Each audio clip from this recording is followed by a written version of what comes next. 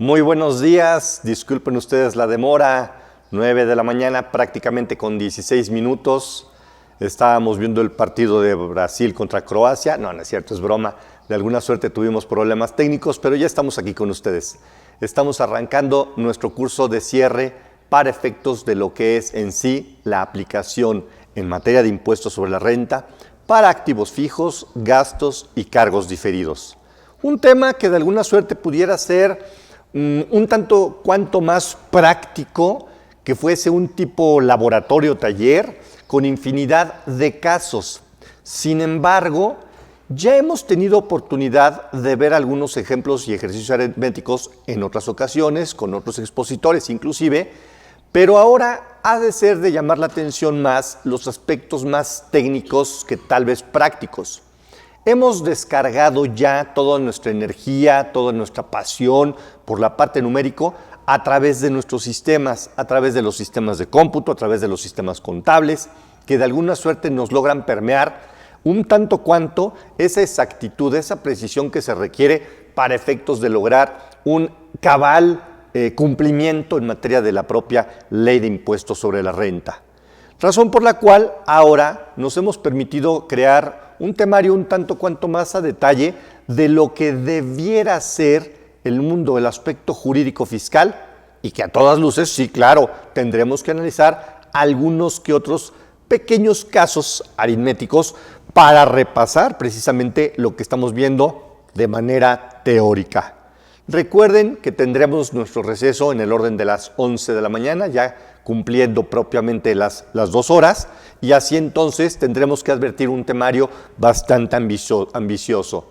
Vayan ustedes a su material y verán ustedes que está bastante cargado en el sentido de lo que son propiamente desde definiciones, el tratamiento fiscal que se le debe de dar, otras mecánicas que no son las ordinarias o tradicionales y casos especiales para tales efectos. Y por ello es que entonces así podemos arrancar con nuestro cierre.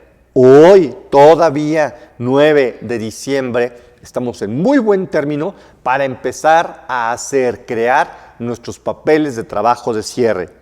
Si estamos trabajando en papel, si estamos trabajando en una hoja de cálculo, si lo estamos aplicando ya a través de nuestro propio sistema contable fiscal, de todas maneras, es razón por la cual tendremos que aplicar precisamente el cúmulo de conocimientos, porque ¿qué ha sucedido últimamente? Resulta ser que el contador, nosotros los contadores, de pronto estamos a ciegas porque creemos, de manera contundente, rotunda, sin una cierta falsedad o lugar a dudas, en el sistema. Pero el problema es cómo alimentamos el sistema y en otras ocasiones también cómo es que está corriendo el sistema. Y entonces así tendremos que empezar por determinar nuestro propio impuesto sobre la renta.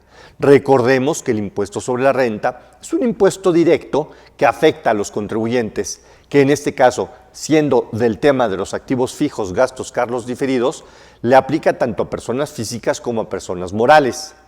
En esta ocasión nos vamos a centrar en los aspectos para lo que es en sí lo relevante en materia de la persona moral, dejando a un lado el fascinante mundo de las personas físicas.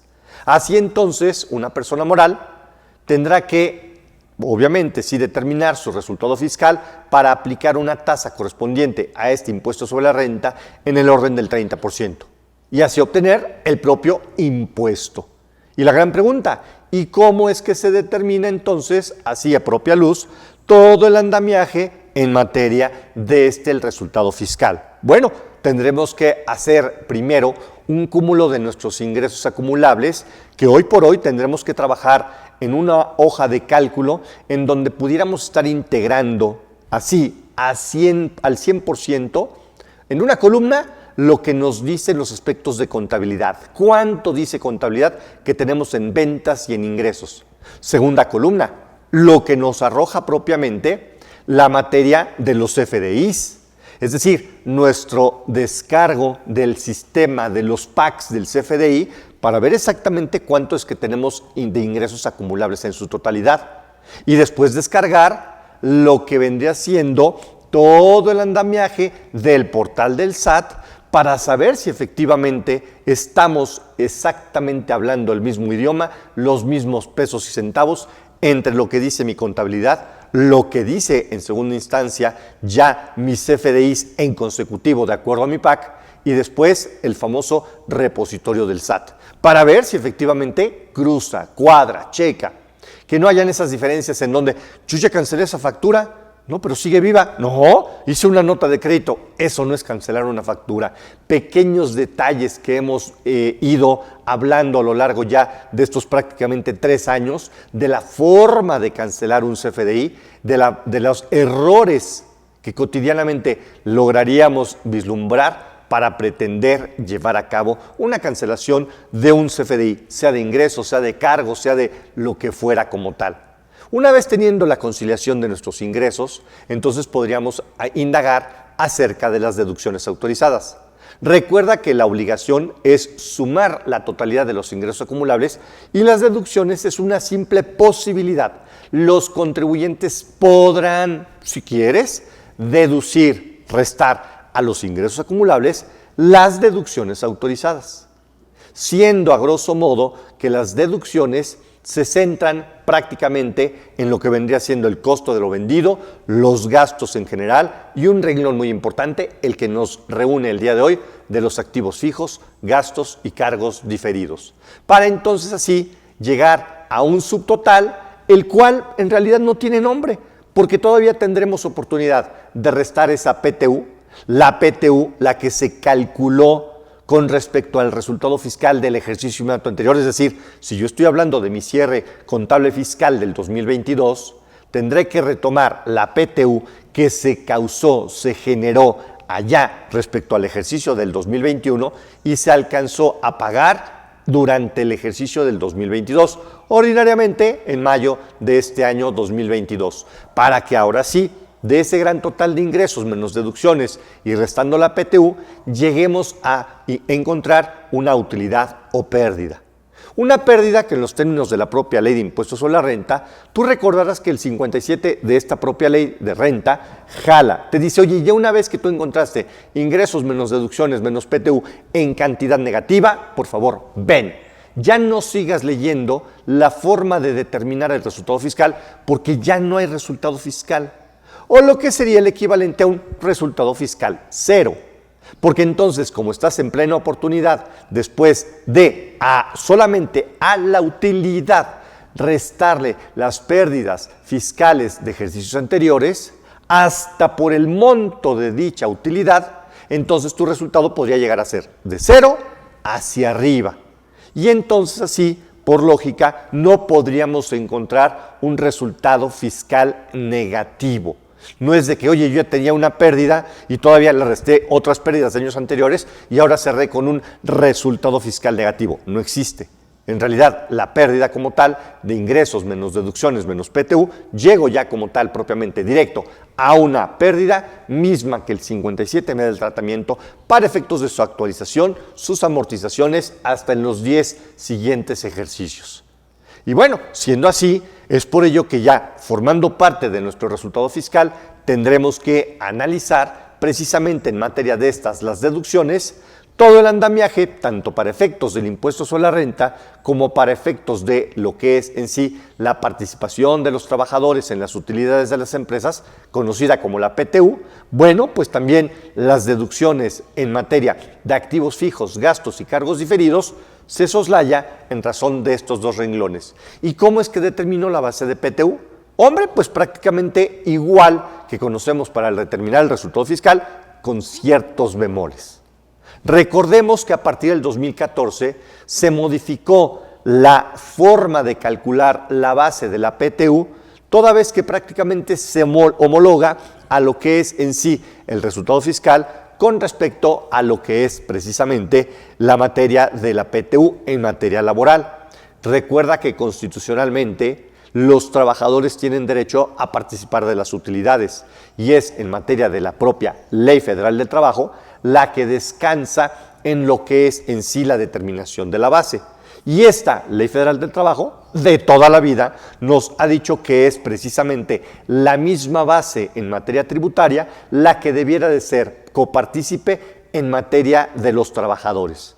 Pero entonces habría no tan homologado, sino hasta el 2014, cuando producto de una reforma en materia de la propia ley de impuestos sobre la renta, donde prácticamente quedan igual estas dos bases, con una pequeña gran diferencia en el sentido de lo que son los dividendos percibidos, porque propiamente eso no debiera de formar parte de la operación ordinaria de la propia empresa. Son resultados positivos, utilidades generadas de otras empresas que jalan, si me permites la expresión, jalan ese dividendo hacia una empresa superior, le hace la mamá o en su caso la abuela, como tradicionalmente lo conocemos, para efectos así de identificar una base.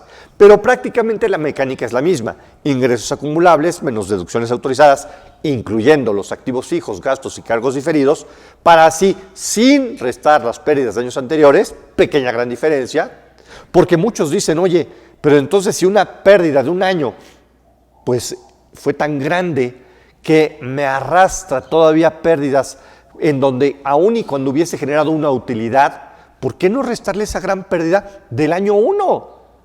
Para los 10 siguientes ejercicios, como sí se aplica en materia de impuestos sobre la renta, pero que en materia laboral, no. Nos dice, aquí no. Participamos los trabajadores de las utilidades, pero no de las pérdidas. Un tanto cuanto corto, porque en mi opinión, pues si la empresa pudiera empezar a diluir, en lugar de tener una sola pérdida, un solo año, para amortizar en 10, ¿por qué no llegar a pensar en pérdida el año 1, otra pérdida el año 2, otra pérdida el año 3, que entonces así, digamos, programada, alineada, disminuida y así a lo largo de la cronología del tiempo, a lo mejor no tendría base de PTU en los siguientes 10 años? Oye, pero ¿cómo? A ver, ¿qué estás diciendo? ¿Cómo podría yo diferir una pérdida?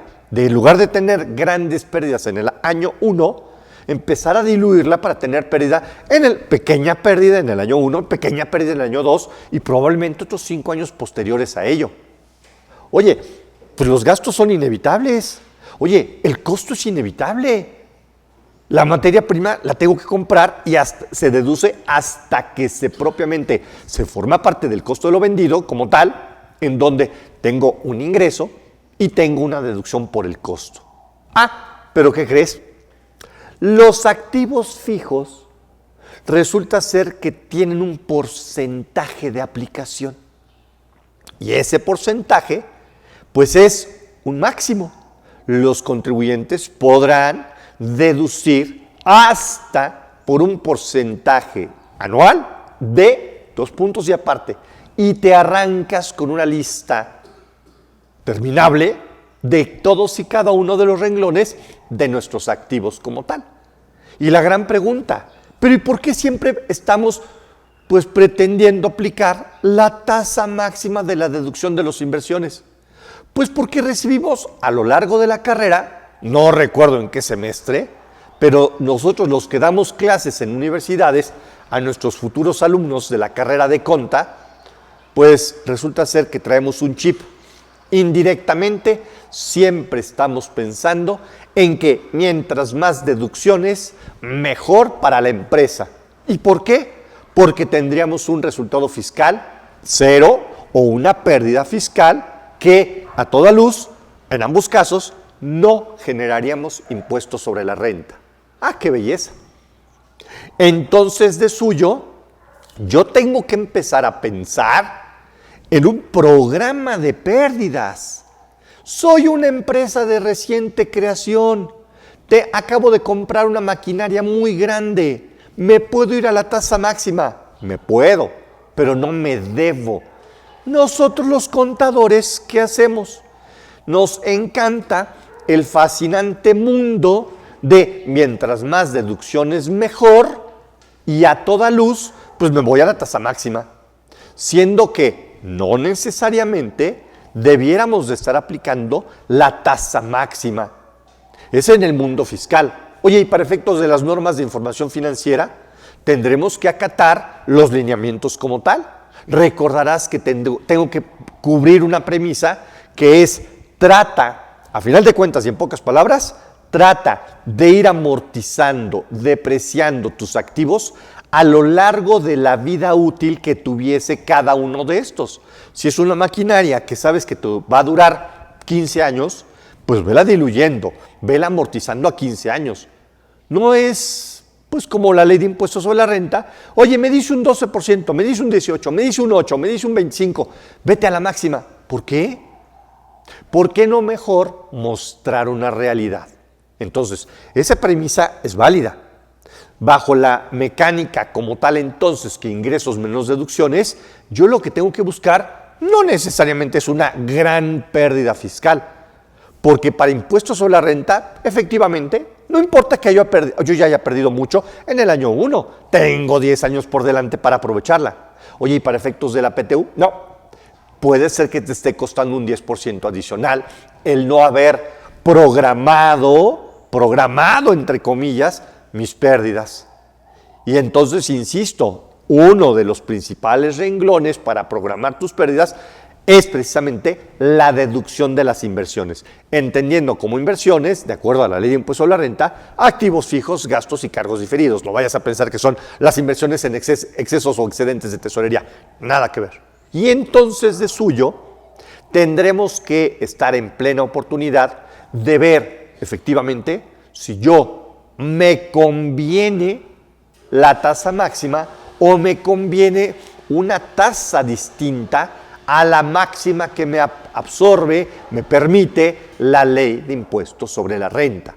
Oye, pero yo puedo usar entonces una tasa distinta para efectos de las normas de información financiera y otra para efectos fiscales, por supuesto. Es más, yo te diría, deberíamos. ¿Pero qué hacemos los contadores? No, ¿para qué trabajar doble? Con un solo papel de trabajo es suficiente. Sin pensar que tal vez estás en plena oportunidad de decirle, oye, Dirección General, ¿me podría yo ganar un bono si te ahorro un 10% de PTU? Hombre, ¿dónde te firmo? Entonces, es cuestión de ir adaptando a las circunstancias de cada una de nuestras empresas, de la cual asesoramos o de la empresa donde estoy trabajando, para ir pulverizando dichas deducciones. Y así entonces aplicar a esa la base gravable en materia de PTU, el orden de esa, la tasa del 10%, que ya tenemos inclusive varios ayeres como tal. Recordemos que la forma en que se aplica esa PTU ha sido modificada a razón precisamente de la reforma laboral ya desde el 2021.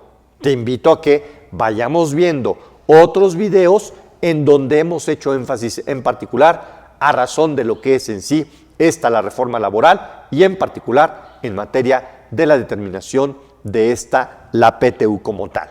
Y bueno, pues siendo así, yo tengo entonces la lista de los demás ingresos, que ordinariamente será precisamente la de las ventas, tus ingresos ordinarios, producto de una venta, enajenación, producto de un arrendamiento, producto de una prestación de servicios, todo ello me queda claro. Pero recordemos que el artículo 18 nos va haciendo la lista de otro tipo de ingresos a los ordinarios normales de la empresa como tal, su giro principal. Y encontramos en la fracción 2 los pagos en especie, lo cual, obviamente, si a mí me pagan porque presté un servicio y entonces a mí me pagan en lugar de con dinero, con un activo, con una camioneta, con unos muebles, con un inmueble, lo que sea, entonces estamos siendo copartícipes de una doble enajenación. Yo te vendí mis productos, mi mercancía, y en el momento en que tú me pagas con ese otro activo, tú tienes una venta. O al revés, tú me vendiste tus mercancías, me prestaste tus servicios y en lugar de yo pagarte con dinero, te estoy pagando con un activo y entonces ahí es donde yo estoy en plena convicción de que estoy enajenando como tal. Las mejoras a bienes inmuebles cuando quedan a propiedad de el propietario propiamente, valga la redundancia. Claro, hombre, pues si yo estoy incrementando mi patrimonio, pues evidentemente forma parte de mis ingresos. Yo soy dueño de un inmueble, le otorgo en arrendamiento a otra empresa. Cuando digo yo, puedo ser persona física o persona moral. Mi empresa tiene un inmueble que lo acabamos de desocupar, pues por cuestiones de COVID, lo que gustes y mandes. Y es precisamente que la fracción tercera, nos dice, oye, tienes que considerarlo como ingreso, precisamente, todo lo que es el tema de precisamente ello, el contemplar el hecho de que si yo tengo ese inmueble, lo di en arrendamiento y resulta ser que era un inmueble de una planta baja, un solo nivel, pero a quien yo se le otorgué en arrendamiento, resultó que le sumó, le construyó un segundo y hasta un tercer piso. Hombre, pues sensacional. En el momento en que me lo deja de rentar, ya no lo ocupa, lo deja vacío y entonces yo retomo la propiedad física del inmueble que estaba otorgando en arrendamiento, el uso como tal. En ese momento yo me acabo de hacer de un segundo, de un tercer piso, de un inmueble que yo tenía con una sola planta baja, y razón por la cual hay un incremento en mi patrimonio. Oye, pero ¿cuál sería el efecto cuando, en su caso, se tuviesen precisamente lo que la contraparte? La persona física o moral que, en su caso, se tendría identificado para efectos de tomar en arrendamiento, es decir, pagar por la renta de un inmueble, hombre, pues te pago la renta de 15, 20, 100 mil pesos, lo que sea, de manera mensual. Oye, no quepo, voy a necesitar construir un segundo piso, un tercer piso, pues constrúyelo, y eso cuesta. Tiene ordinariamente, así conforme se va construyendo, pues un renglón de obras en proceso. Dentro de esa mi contabilidad, yo que pago la renta, tengo activo, pasivo, capital, y dentro de mis activos tengo mejoras a inmuebles arrendados, pero tengo una obra en proceso que todavía no es capitalizada, no se reconoce como parte de mis activos. Apenas se están erogando en pues, materiales de construcción, mano de obra, lo que sea. Una vez que se termina de construir, y entonces ya tengo el piso 2 y el piso 3 como parte de mis activos, los podré empezar a deducir. Forma parte de mis deducciones, porque ya tengo un activo que queda sujeto a las deducciones como tal. Y en ese momento, vamos a suponer que yo ya empecé a deducir un 10, un 15, un 20%, y de pronto yo digo, ya no cabemos más. Ya no hay forma de construir un nivel más porque los cimientos no dan o por el uso del suelo, lo que gustes y mandes. Nos vamos a otro lugar. Dejamos esa obra y entonces en ese momento yo le estoy transmitiendo la propiedad del piso 2 y del piso 3. Tengo una venta. Oye, ¿pero por qué? Ah, pues porque ya tuviste el costo. A ver, por partes. En la línea del tiempo yo empecé a construir. Y en ese momento tengo oportunidad de reconocerlo. Saludamos a todos los que nos acompañan a través de Face. Muchísimas gracias. Por favor, no olviden, si les gusta, un famoso like o doble like, toda vez que estamos en esta ocasión analizando a lo que es nuestro cierre fiscal en materia de impuestos sobre la renta y en particular el renglón de la deducción de las inversiones, entendiendo por inversiones activos fijos, gastos y cargos diferidos. Y en ese momento justo nos incorporamos cuando estamos hablando acerca de lo que es en sí las mejoras a bienes inmuebles que pasan a propiedad de uno y de otro. Y entonces así, cuando yo soy dueño de un inmueble que otorgo en arrendamiento a un tercero, hombre, pues si me lo devuelven las mismas circunstancias y condiciones, no tengo un mayor enriquecimiento. Yo tendría que continuar año con año con las deducciones propias de mi inmueble, no del terreno, porque veremos que los terrenos no se deducen, al contrario, no se demeritan, sufren una plusvalía, al menos todavía aún y con COVID. Y en cambio, la obra como tal sí se va demeritando, se va en detrimento y yo tengo la posibilidad de deducirla de manera anual. Oye, ¿por qué anual? ¿Qué no corres una póliza de diario de manera mensual? Eso es contablemente. Empezamos con las diferencias.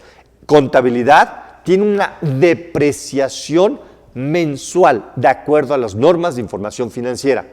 En cambio, el fascinante mundo en materia fiscal, las deducciones son de carácter anual. No es que yo esté propiamente presentando una declaración con ingresos y deducciones mes con mes. Para eso existe el pago provisional, el cual se calcula con base a un coeficiente de utilidad. Nada que ver con mis ingresos y mis deducciones del periodo que se está declarando. No existen las deducciones mensuales. Es más, yo les invito, cuando tú observas que alguien dice, es una deducción que yo puedo impactar de manera mensual, te le quedas viendo como diciendo, se me hace que no tiene ni idea de lo que estamos hablando, porque las deducciones, insisto, para efectos fiscales, son de carácter anual. Y entonces hay que distinguir. Contablemente, los activos fijos se deprecian, se amortizan. En cambio, fiscalmente, los activos fijos se deducen. Contablemente de carácter mensual, fiscalmente de carácter anual. Y entonces, retomando el tema, en razón de los activos que pasan a propiedad, acorde al artículo 18 en esta subfracción tercera. Yo tengo un inmueble, tengo un solo piso, y lo doy en arrendamiento, pues lo doy en renta, emito mi CFDI, mi factura del arrendamiento, me pagan mis 15, 20, 100 mil pesos y tengo ingresos por arrendamiento, punto. Cuida mucho que tu objeto social también se dedique al arrendamiento a la empresa, obviamente. Tú recordarás que hubo una reforma en materia del Código Fiscal para efectos de este año, en donde claramente nos dice, oye, yo SAT ahora estaré monitoreando tus conceptos de ingresos y en caso de que yo esté previendo a través de mi sistema de que estás facturando arrendamiento, te voy a dar de alta en automático con lo que es precisamente ingresos por arrendamiento y cada una de las obligaciones fiscales que deriven de ella. Entonces hay que tener mucho cuidado, ser muy cautelosos. Bueno, una vez tenido ya mi ingreso por arrendamiento, si es que la persona física o moral a la cual yo le otorgué en arrendamiento el inmueble con planta baja nada más, resulta ser que construye el piso 1 y el piso 2.